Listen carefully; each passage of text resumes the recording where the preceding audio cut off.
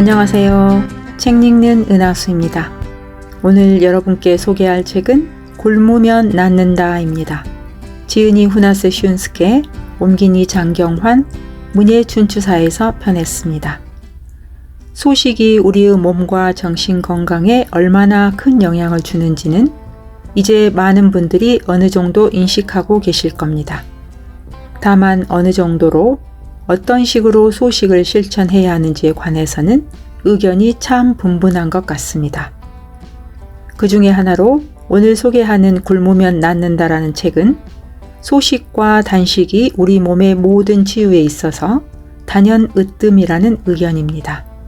왜 그러는지, 그리고 어떤 식으로 얼마만큼 해야 하는지 잘 들어보시고 건강한 삶에 도움이 되셨으면 좋겠습니다.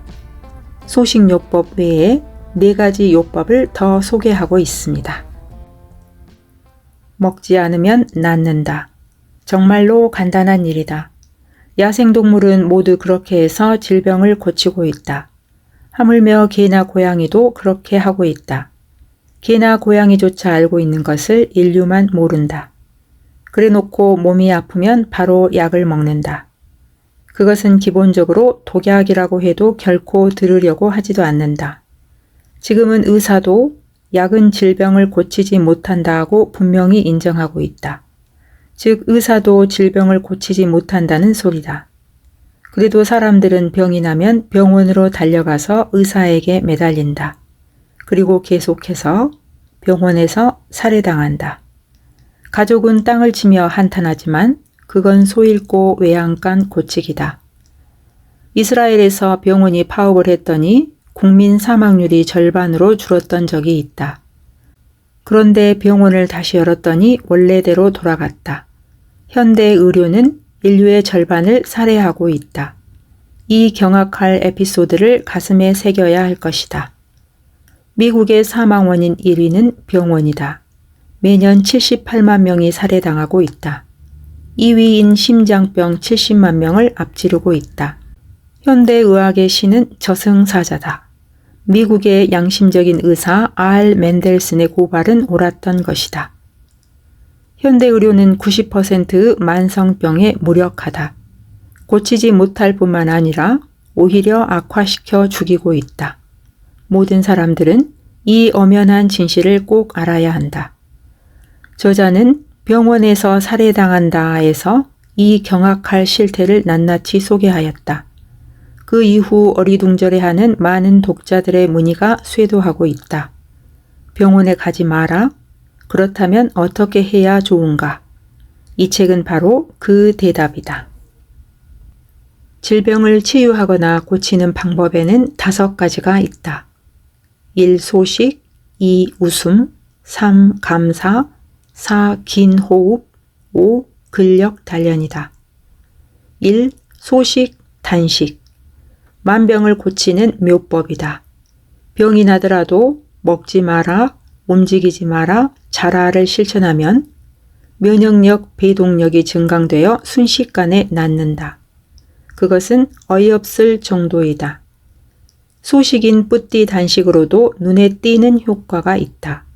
감기, 복통, 설사, 두통에서 변비, 아토피, 무좀, 요통, 우울증, 당뇨병, 심장병, 투석 환자까지 낫는다. 더욱이 단식은 암까지 극적으로 고친다. 불임증이나 발기부전까지도 보란듯이 개선시킨다. 2. 웃음. 웃으면 암도 고친다. 암과 싸우는 NK세포, 자연 살해세포가 6배나 늘어난다. 면역력이 강화되어 아토피, 류머티즘, 당뇨병, 고혈압 등 모든 질병이 호전된다. 웃음의 의료 효과에 당신도 놀랄 것이다. 3. 감사. 고마워, 감사해 라는 한마디는 만병을 고치는 마법의 언어이다. 감사하는 마음이 난치병도 고친다. 그 메커니즘은 최신 뇌과학에서 입증되었다. 4. 긴 호흡. 숨을 깊고 길게 내쉰다. 그것만으로도 부교감 신경이 작동하여 혈류가 촉진되어 모든 질병이 낫는다. 만병은 저혈류, 저산소로 인해 발병하기 때문이다. 호흡을 세는 수식관, 호흡을 세면서 정신의 통일과 안정을 가져오는 방법을 권한다. 5. 근력 단련. 근육에서는 질병을 고치는 회춘 호르몬이 방출된다. 그것은 근육량과 활동량에 비례한다. 질병과 노화의 큰 원인은 근육의 쇠약이다. 근육을 단련하여 증강시키면 젊음을 되돌리는 치유 호르몬이 나와서 질병을 호전시킨다. 이상이 병원에 가지 않고 고치는 치료법이다. 이것들을 종합적으로 실시하면 기적적인 치유 효과를 발휘하여 생기 넘치는 건강과 장수를 만끽할 수 있다는 것을 보증한다.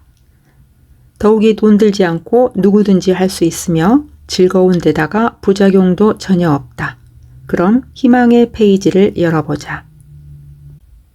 칼로리를 60%로 제한한 생쥐는 2배나 오래 살았다. 1935년 미국 코넬 대학의 C.M. 맥케이 교수가 발표한 논문이다. 바꾸어 말하면 먹고 싶은 만큼 먹은 포식 생쥐는 수명이 절반으로 줄었다는 것이다. 칼로리를 반으로 줄이면 수명은 배로 증가한다.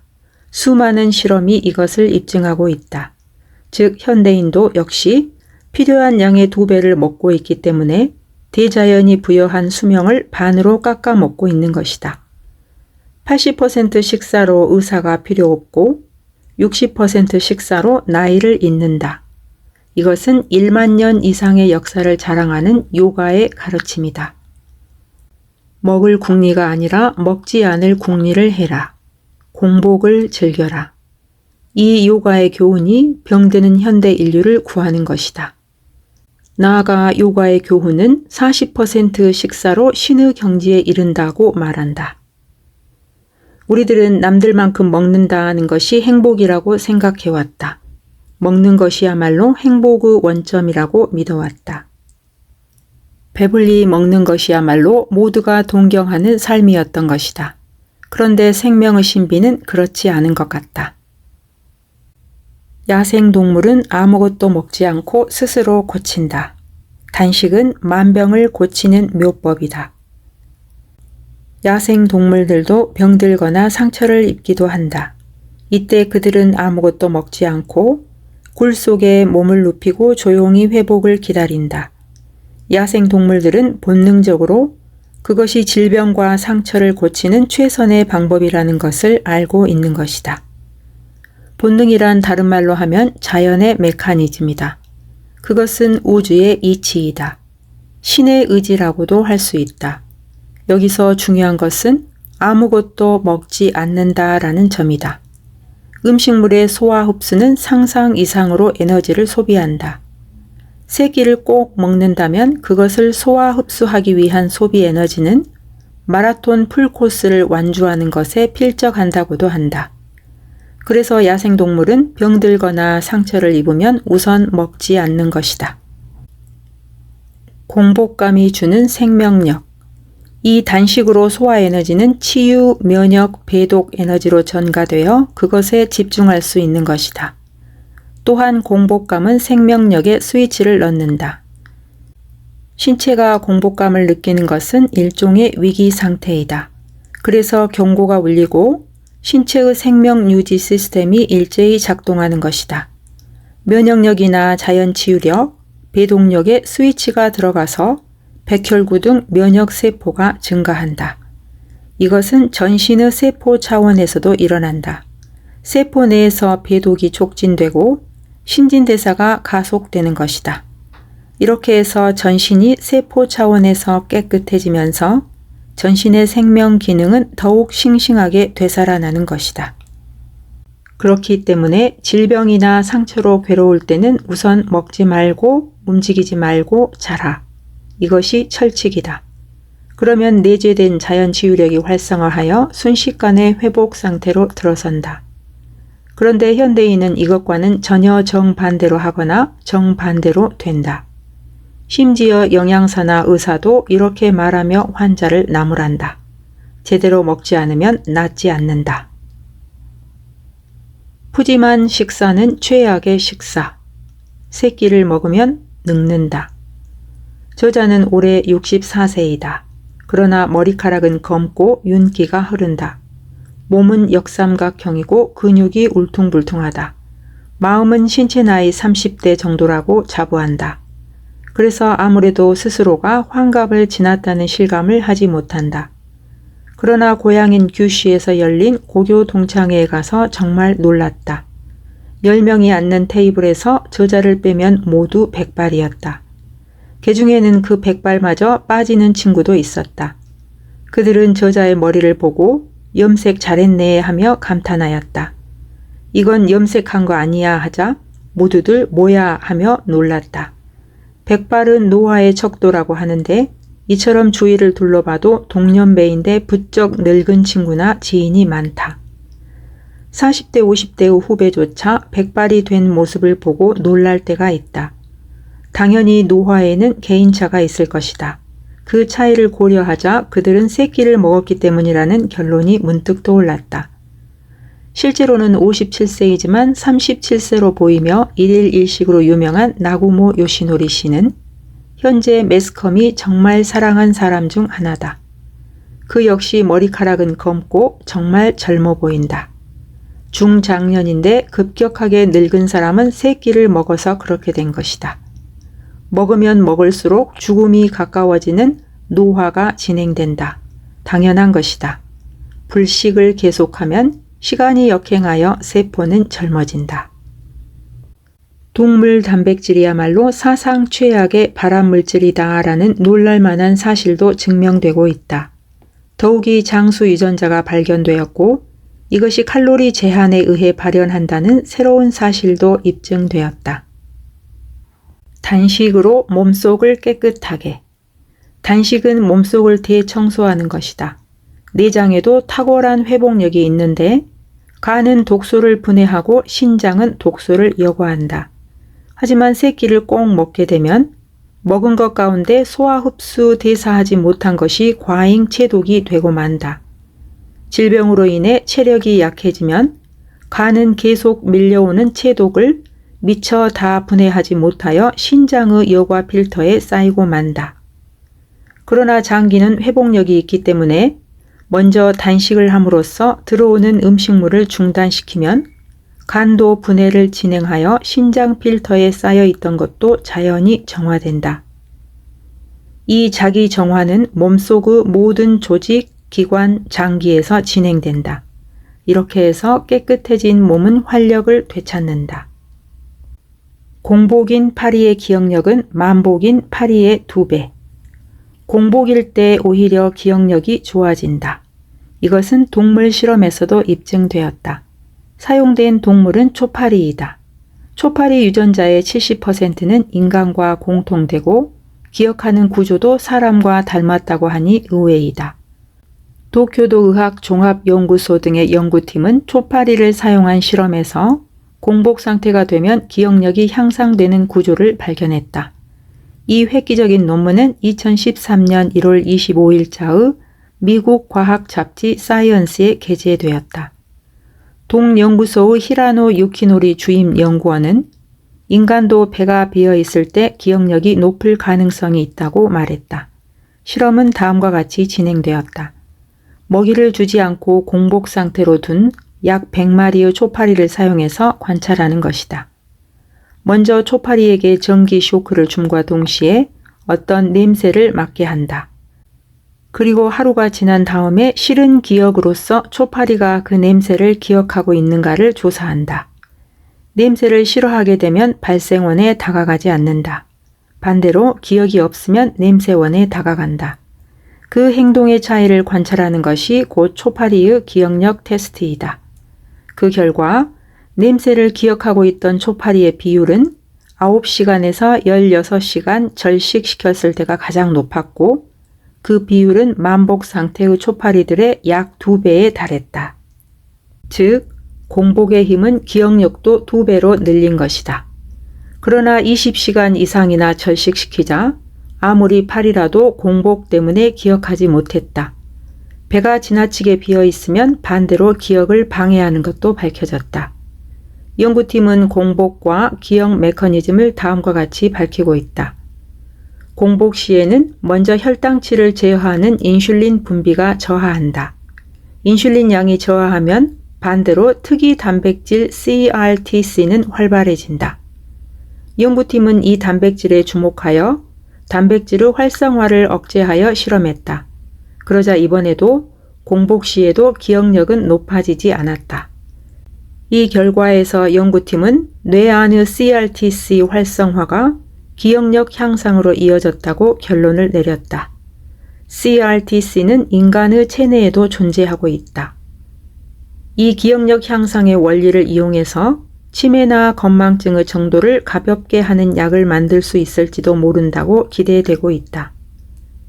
공복은 기억력이라는 뇌 활성 스위치를 ON하는 것이다. 이렇게 아침을 걸은 공복 시에 머리가 잘 돈다는 것이 과학적으로 증명되었다. 공복 시일수록 오히려 머리는 상쾌해지고 맑아진다. 배가 고플수록 정말로 컨디션이 좋아진다. 그것이 진정으로 건강한 몸이다. 과식은 혈액을 걸쭉하게 더럽힌다. 생명은 인과 아웃이다. 넣었으면 내어라. 이것은 먹었으면 배설하라는 의미이기도 하다. 먼저 배설하는 것을 생각하는 것이 순서이다. 전철에서도 내리고 나서 탄다. 아직 내리는 사람이 있는데 타면 혼란이 일어난다. 마찬가지로 몸에 노폐물이 남아있는데 영양을 집어넣어 버리면 혼란이 발생한다. 탁한 혈액이 순환하는 혼란이 일어나는데 이것이 여러 가지 질병의 원인이 된다. 자연의학의 대가인 모리시타 게이츠 박사도 이렇게 단언한다. 만병의 원인은 혈액의 오염이다. 즉 걸쭉한 혈액이 만병을 일으킨다는 말이다. 노폐물이 완전히 배출되지도 않았는데 또 먹어버리기 때문에 혈액이 더러워지는 것이다. 단식은 노폐물을 배출시킨다. 그 최대의 활동이 숙변을 배출하는 것이다. 먹지 않을수록 자연 치유력은 강화된다. 단식은 면역력을 향상시킨다. 이것은 자가 치유력의 하나이다. 야생동물은 본능적으로 단식이 치유력을 높인다는 것을 알고 있다. 실은 인류도 자고 이래로 체험적으로 알고 있었다. 일본에서도 병이 났을 때 하루 동안 아무것도 먹지 않거나 미음만 먹으며 쉬면서 회복을 기다렸던 것이다. 환자는 영양가 있는 것을 먹지 않으면 낫지 않는다. 이런 어처구니 없는 발상은 메이지 유신 이후에 생겨났다. 문명 개화 때문에 서양 의학과 영양학이 들어오자 영양을 섭취하지 않으면 질병은 낫지 않는다는 상식이 사회에 퍼져나갔다. 그 뿌리는 독일 뮌헨 대학교인 V. 포이트 박사에 이른다. 포이트는 근대 영양학의 아버지로 불리고 있다. 칼로리 중시나 육식 예찬을 강조하는 포이트 영양학은 철두철미하게 잘못되었다. 뿌띠 단식으로도 활성산소는 13%나 준다. 활성산소란 산화력이 매우 강한 산소이다. 인체의 산소 소비량의 약 2%에서 발생한다고 한다. 철이 녹슬거나 물건이 타는 것도 산화 현상이다. 활성산소는 우리들의 장기나 조직 등을 산화시켜 장애를 일으킨다. 이것을 산화독이라고 하며 질병의 무려 90% 이상은 활성산소가 원인이 되어 발생한다고 한다. 더욱이 노화현상도 활성산소에 의한 산화현상이다. 암이나 동맥경화, 더욱이 노인성 치매 등도 활성산소가 계기가 된다. 단식을 하면 체내로 산소 흡입량은 줄어든다. 아주 간단한 아침을 거르는 뿌띠 단식에서는 산소 소비량이 13%나 줄어든다는 실험 결과가 있다. 그만큼 단식은 바람이나 그 밖의 질환, 더욱이 노화까지 방지해준다. 백발은 효소를 낭비한 결과. 노화란 생명의 근원인 효소가 감소하는 것이다. 미국 시카고에 있는 마이클리스 병원의 메이어 박사 연구팀의 조사는 충격적이다. 69세 이상인 사람의 타액에 있는 효소는 젊은 사람에 비해 30배나 효소 활성이 약했던 것이다. 효소의 힘은 나이와 더불어 쇠약해지는 것을 분명히 알 수 있다. 잠재 효소의 감소야말로 바로 노화다. 그 전형이 백발일 것이다. 효소는 생명을 유지하는 데 중요한 것에 우선적으로 쓰인다. 그 필요성을 따지면 모발은 제일 먼저 버려지는 운명에 처한다. 백발이 되어도 생명에는 아무런 지장이 없다. 그렇기 때문에 머리카락색은 제일 먼저 버려지는 것이다. 하루 생체 리듬에서 보면 배설 시간인 아침에는 먹지 않아도 상관없다. 저녁 7시에서 8시경에 저녁 식사를 하고 다음날 낮까지 먹지 않으면 16시간에서 17시간은 소화관을 쉬게 할 수 있다. 어떻게든 아침을 먹고 싶다면 효소가 가득한 생야채나 과일만으로 충분하다. 이거라면 배설을 도와준다. 60% 식사를 한 생쥐는 2배 더 살았다. 맥케이 박사는 실험용 생쥐를 두 그룹으로 분류했다. 먹고 싶은 만큼 먹는 B그룹과 칼로리를 60%로 줄인 먹이를 준 A그룹을 비교한 것이다. 그랬더니 칼로리를 제한한 생쥐의 평균 수명이 B그룹의 2배 가까이 연장되었다는 것이 밝혀졌다. A그룹 가운데는 1400일 이상이나 생존한 생쥐도 있었다. 즉, 칼로리를 절반으로 줄이면 수명은 배로 늘어난다. 70% 식사를 한 원숭이는 2배 더 살았다. 60마리를 30마리씩 A, B 그룹으로 나누어 B그룹의 원숭이에게는 먹고 싶어 하는 만큼 배불리 먹였다. A그룹은 칼로리를 70%로 제한하였다. 이렇게 해서 15년간 관찰을 계속했다. 그 결과 A그룹의 사망률은 B그룹의 2분의 1이었다. 즉, 칼로리를 제한한 70% 식사를 한 원숭이는 2배 더 살았던 것이다. 이 실험에서는 재미있는 사실도 밝혀졌다. 소식파 A그룹 원숭이들의 특징은 체온과 혈중 인슐린 수치가 낮으며 남성 호르몬이 줄지 않았다는 것이다. 이 특수한 남성 호르몬의 한 가지는 부신피질에서 생성되어 일명 회춘 호르몬으로 불리고 있다. 소식건강법의 권위자인 고다 의사는 이렇게 설명한다. 이 호르몬은 나이가 들면서 줄어드는 것이 보통이다. 그러나 소식을 한 원숭이들은 전혀 줄어들지 않았다. 이 호르몬은 회춘과 더불어 면역력도 증강하는 작용을 한다. 즉 70%의 소식은 정력 강화와 더불어 안티에이징과 면역력을 강화한다는 것이 입증되었다. 이것은 정력 감퇴에 고민하는 남성들에게도 희소식이라고 할 수 있겠다. 소식한 원숭이들은 아무도 당뇨병으로 사망하지 않았다. 70% 식사는 당뇨병 예방에도 극적인 효과를 보이고 있었다. 절식하는 A그룹의 원숭이에서는 당뇨병이나 혈당치의 조절 이상이 나타나지 않았다. 70% 식사를 한 A그룹은 뇌 위축이나 근력 저하가 적었다. 원숭이들의 작업 능력을 실험하였는데 A그룹에서는 뇌의 영역에서 기억이 필요한 작업이나 문제 해결 능력에서도 비교적 잘 보존되어 있었다. 이것은 바꿔 말하면 포식그룹 B의 원숭이들은 지적 능력이 떨어졌다는 것을 증명한다. 무제한으로 식사를 한 B그룹의 원숭이들은 A그룹보다 2배 이상이나 암, 심장병으로 생명을 잃고 당뇨병으로 고생하며 치매나 뇌 위축으로 일찍 늙어 죽었다. 동물 단백질의 20%로 암 11배. 코넬 대학의 영양학자 콜린 캠벨 교수는 동물 단백질이야말로 사상 최악의 발암물질이었다 하는 사실에 이르렀다. 캠벨 박사 자신이 처음에는 도저히 믿을 수 없었다고 수레했을 정도로 충격적인 결과였다.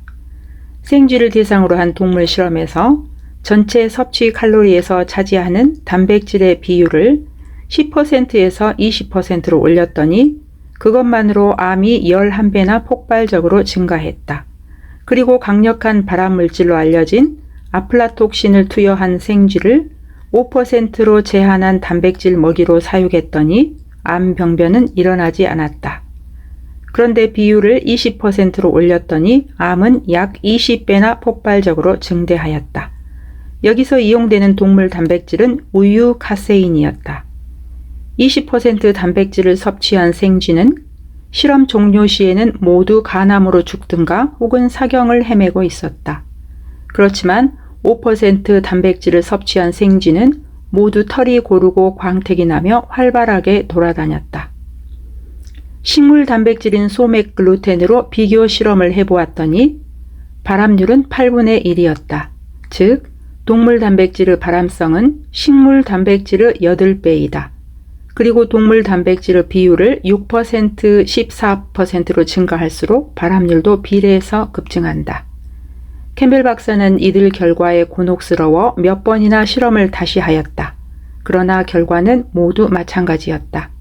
고기, 달걀, 우유 등으로 이루어진 동물 단백질은 사상 최악의 발암물질이었다. 저단백식은 암을 40% 가까이 줄인다. 캠벨 박사는 고단백질 먹이를 저단백질로 바꾸기만 해도 암이 억제된다는 것을 발견하였다. 고단백식의 생쥐보다 종양 성장은 35에서 40%나 감소하였다. 이것은 저단백식은 암 치료에 35에서 40% 정도 효과가 있다는 것을 증명한 것이다. 또한 반대로 저단백식에서 고단백식으로 바꾼 생쥐는 종양 성장이 재개되었다. 여기에서 캠벨 박사는 이렇게 결론을 내렸다. 영양 섭취를 조작하면 암의 진행을 온으로 하거나 오프로 하는 것이 가능하다. 즉, 저단백식으로 하면 암의 진행은 오프가 된다. 동물이 필요한 단백질 양을 채우고도 더 많은 단백질을 섭취할 때 질병이 시작된다.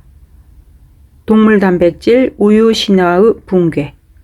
우유 카세인을 투여한 생쥐는 극적일 정도로 간암 발병률이 높아진다. 우유를 마시는 여성일수록 유방암에 걸리기 쉽다. 당신은 이러한 실험에서 우유가 강렬한 발암물질이 된다는 사실에 충격을 받았을 것이다. 바로 동물 단백질을 향한 신앙 우유 신화가 붕괴되는 순간이다. 노년부터 소식을 해도 젊어진다. 노화란 구체적으로 어떤 현상인가? 나이가 들면서 체내의 특수 단백질이 증가한다. 이것은 산화 등으로 변성된 이상 단백질이다. 이거야말로 노화 단백질이다. 예를 들면 고령자가 되면 체표면에 색소 침착이 일어난다. 노인반이라는 검버섯이다. 이것도 이상한 노화 단백질이 피부에 침착한 것이다. 그런데 칼로리를 제한한 생쥐는 노인반이 3분의 1로 감소했다는 보고가 있다. 즉, 칼로리 제한이 노화 단백질을 줄여서 피부를 회춘시킨 것이다. 흔히 노화는 막을 수 없다고 한다. 그런데 칼로리 제한은 노화를 막는 것뿐만 아니라 젊음을 되돌리기까지 한다. 반대로 생쥐에게 지방이 가득한 먹이를 주었더니 노인반이 2배로 급증하였다. 지방식이 노화를 2배 속도로 가속시켰음을 알 수 있다. 지방세포는 특수한 유해 호르몬을 생성하여 전신에 나쁜 영향을 미치고 있다. 이것은 현대인의 식생활에 대한 경고이기도 하다. 즉, 튀김이나 기름진 식사를 좋아하는 사람은 그만큼 노화하기 쉽다. 노화 단백질이 줄면 젊어진다. 이처럼 체내에 젊었을 때는 없었던 이상한 단백질이 증가해서 축적되면 노화 체질이 된다. 노화 단백질이 축적되면 알츠하이머병이나 백내장 등 다양한 노화 질환을 일으킨다. 즉, 노화 단백질이야말로 노화를 점점 가속시키는 것이다. 그렇다면 노화 단백질의 생성을 억제하여 체내로 축적을 막으면 노화도 방지할 수 있다는 뜻이다. 알기 쉽게 말하면 공복이나 기아 상태에 놓이면 생체는 체내의 이상한 노화 단백질을 분해 제거하여 배설해 버린다. 바로 배독 작용 그 자체이다. 단식의 2대 작용이 치유력과 배독력이었다는 것을 상기하기 바란다. 나이가 들어서도 60% 식사나 단식 등의 칼로리 제한을 하면 회춘이 가능하다는 것을 증명하고 있다. 칼로리 제한으로 장수 유전자의 작용이 온이 된다. 그런데 과식으로 칼로리가 과잉되는 경우에는 그 효소를 도와주는 보조 물질이 지나치게 커져서 합체할 수 없다. 따라서 효소는 유전자를 보호할 수 없게 된다. 이렇게 해서 유전자는 활성산소나 자외선의 공격을 받아 갈기갈기 상처를 입어 노화가 가속되는 것이다. 장수 유전자는 시루토인뿐만 아니다. 지금까지 약 50종류가 넘는 장수 유전자가 확인되었다. 앞으로도 더욱 장수에 관계하는 유전자는 발견될 것이다. 예를 들면 미국 캘리포니아 대학의 S. 스핀들러 교수는 생쥐 실험에서 소식으로 유전자가 19개나 젊어지는 것을 발견하였다. 그것들이 염증, 스트레스, 대사 이상, 유전자 이상, 바람 등에 의한 노화를 방지한다는 사실이 증명된 것이다. 고다 의사의 증언은 그것을 뒷받침한다. 고다 의원에서는 소식요법을 실행한 환자들 가운데 백발이 눈에 띄게 검어졌다든가 한번 멈춘 채 없었던 생리가 다시 시작되어서 젊어졌다는 사람이 적지 않다. 이들 환자들의 피부색도 윤이나 반들반들한 것을 보면 정말이지 여성 호르몬이 잘 분비되고 있다고 생각된다. 단식으로 불임도 낫는다, 발기부전도 낫는다. 이렇게 말하면 놀라는 사람이 대부분일 것이다. 그런데 먹지 않는 사람일수록 아이가 태어난다. 먹지 않는 사람일수록 정력이 세다. 어째서인가? 가난한 집에 자식이 많다는 속담은 유명하다. 어째서 가난한데 자식이 자꾸자꾸 태어나는 것인가? 가난한 사람은 검소해서 제대로 된 음식을 먹지 못한다. 그런데 어째서 자식이 많이 태어나는가? 그것은 바로 제대로 된 것을 먹지 못하기 때문에 태어나는 것이다. 밭작물도 마찬가지다. 비료를 지나치게 많이 주면 작물의 덩치는 커지지만 열매를 맺지 못한다. 농부라면 경험적으로 알고 있다. 비료를 충분히 주면 줄기나 잎은 보기 좋게 무성해진다. 반대로 비료나 물을 적게 주면 열매가 많아진다. 그것은 작물이 위기감을 느껴 종족을 남기려고 하기 때문이다. 그것은 작물에게 일종의 단식을 시키는 것이다. 단식은 생명에게 일종의 위기다. 그 위기감이 생리적인 생존 능력에 스위치를 넣는 것이다. 인간이라면 면역력, 배동력 등의 생명력이 강화된다. 더욱이 장수 유전자가 온이 되어서 2배 가까이나 수명이 늘어나는 것이다. 똑같은 것이 생식 능력에도 일어난다. 단식이 번식 능력을 발휘시킨다. 그것을 알고 있는 것이 양계 농가이다. 양계 업계에서는 알을 많이 낳게 하는 비결이 있다. 그것은 암탉에게 주는 먹이를 일정 기간 끊는 것이다. 문자대로 닭에게 단식을 시키는 것이다. 철저하게 먹이를 끊기 때문에 어느 정도는 아사할 정도이다. 그렇게 해서 적당한 때를 봐서 먹이를 주면 줄줄이 알을 낳는다고 한다. 영양을 끊어서 닭에게 생식 능력, 번식 능력이 가속되는 것이다. 똑같은 현상이 인간계에도 일어난다. 과식이 불임증이나 성적 불능의 원인이다. 불임증을 고치기 위해서는 값비싼 클리닉으로 달려가기 전에 생활 스타일을 고치는 것이 핵심인 것이다. 육식하는 구미인보다 채식하는 동양인에게 아이가 많다. 육식을 하면 사망률이 급증한다. 대장암 4배, 유방암 4배, 당뇨병 3.9배, 심장병 8배 등으로 무섭다. 육식은 사람을 죽인다고 미국의 채식운동 리더인 하워드 라이먼은 저서 아직 고기를 먹고 있는가에서 단언한다.